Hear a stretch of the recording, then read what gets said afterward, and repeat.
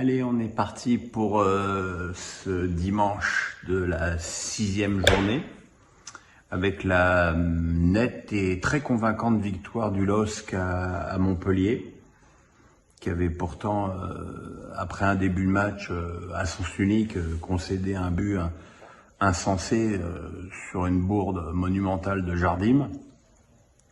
Je pense quand même qu'à l'avenir, le LOSC serait bien inspiré d'avoir un gardien d'un meilleur niveau que ce gars-là. Donc, ils étaient menés au score contre le cours du jeu, mais ils ont su revenir avec un très beau but de David, bien servi par Cabella. Il y a eu ensuite l'expulsion de Valère Germain. Il y a eu beaucoup d'expulsions, encore une fois, ce dimanche. Alors effectivement, sur toutes, il y a une semelle sur la cheville, sur le tibia, sur le tendon d'Achille. Mais bon, on ne tient pas toujours compte s'il y a eu une faute juste avant ou pas. Et j'ai trouvé ces expulsions globalement rapides et sévères. Et puis derrière, Lille, en supériorité numérique, était très nettement supérieure à Montpellier. Et ensuite, un but de Gomez et un autre but de David ont donné à la victoire lilloise des contours plus flatteurs. Mais c'est une belle victoire pour Lille. Et je pense que c'est une équipe avec qui on devra compter. En tout cas, elle a très très bien digéré sa raclée à domicile contre le PSG. Dans les matchs de 15 heures, Clermont a battu une équipe de Toulouse qui a quand même subi, attention, sa 3e défaite consécutive. Pourtant, en première période, les Toulousains étaient plutôt pas mal, mais beaucoup trop imprécis. Et puis, Clermont a su changer les choses et Gonalon a égalisé avant que Cham ne marque le 2e but. Et c'est encore une fois une victoire intéressante pour cette épatante équipe de Clermont qui ne cesse de donner du plaisir à ses supporters et qui, et encore une fois, ça me permet de féliciter l'incroyable boulot de Pascal Gastien avec des moyens plus que limités. Lens a arraché le match nul à Reims grâce à un but d'Openda en fin de match. Là aussi, il y a eu une expulsion, celle de Machado. Les Lensois qui avaient plutôt dominé la première période, mais bon, 4 tirs cadrés sur 19, ça suffit pas évidemment.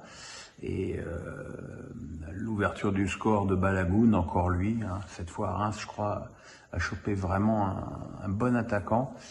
Et ben, ça a pu faire espérer à Reims une victoire, mais encore une fois, les nordistes ont un gros mental et ça leur a permis de revenir. Strasbourg a été chercher un match nul très mérité à Brest. Ils avaient pourtant encaissé un but très rapidement par Lies Melou sur une mauvaise passe en retrait de Diarra. Une équipe alsacienne décimée en défense, mais qui a pourtant bien réagi, d'abord égalisant sur un penalty concédé sur le même Diarra par Ajorc, et puis derrière, en seconde période, on aurait pu penser, voire espérer que les Brestois tenteraient de profiter un peu plus de leur avantage numérique, mais il n'en a rien été, et sans une parade insensée de Bizot dans les arrêts de jeu, Gamero aurait donné la victoire au Racing. Donc, toujours pas de victoire pour le Racing, mais un comportement qui est quand même en progrès par rapport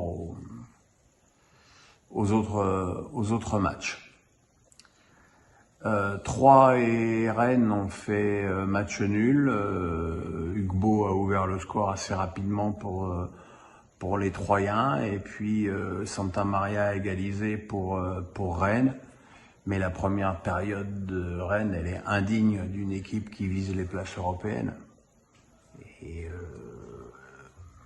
c'est bien gentil d'avoir échangé la board avec Gouiri, mais enfin, de quel Gouiri on parle? Si c'est le Gouiri des derniers mois avec Nice, c'est pas forcément une bonne recrue.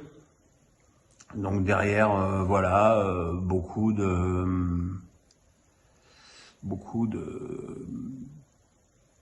d'imprécision, on retrouve plus du tout le jeu vers l'avant. Bourigeaud, Magère sont loin de leur standard de la saison dernière, encore une fois.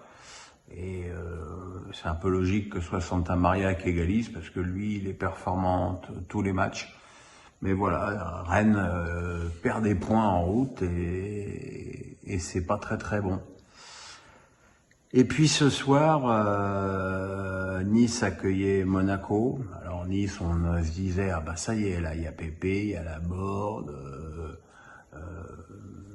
il y a Diop. Bon, ça a commencé à ressembler à quelque chose.